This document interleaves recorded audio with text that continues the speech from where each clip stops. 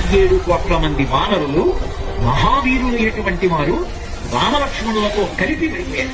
ఒక్క వానరుడంటే ఒక్క వానరుడు యుద్ధభూమిలో లేచి తిరుగుతున్నవాడు లేడు. ఇంద్రజిత్ శక్తి తెలుసు కాబట్టి విభీషణుడు వెళ్ళిపోయాడు, దొరకలేదు. స్వామి హనుమ ఏ అస్త్రము చేత బంధింపబడరు కాబట్టి హనుమ ఒక్కరే ఉన్నారు.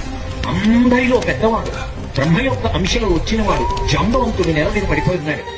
విభీషణుడు కాగడా పట్టుకుని అడిగాడు, తాత కుశలమేనా అని అడిగాడు. వానరులలో శ్రేష్ఠుడైన హనుమ బ్రతికి ఉన్నారా అని అడిగాడు జాంబవంతుడు. విభీషణుడు అన్నాడు, తాత నువ్వు అడగవలసినది రామలక్ష్మణులు కుశలముగా ఉన్నారా అని అడగాలి. హనుమ కుశలముగా ఉన్నారా అని అడిగారేం తాత అని అడిగారు. మొత్తం వానరులు రామలక్ష్మణులతో కలిసి పడిపోయినా కూడా నష్టం లేదు. హనుమ ఒక్కరు బ్రతికి ఉంటే మళ్ళీ అందరూ బ్రతుకుతారు. అందరూ బ్రతికి ఉన్నారు.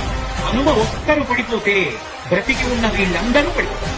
అందుకే నేను హనుమ బ్రతికి ఉన్నారా అని అడుగుతున్నాను. భూమి జాంబవంతుడి పాదములు పట్టుకుని తాత హనుమ నీ కుశలు అడుగుతున్నాడు, నమస్కరించుతున్నాడు అన్నాడు.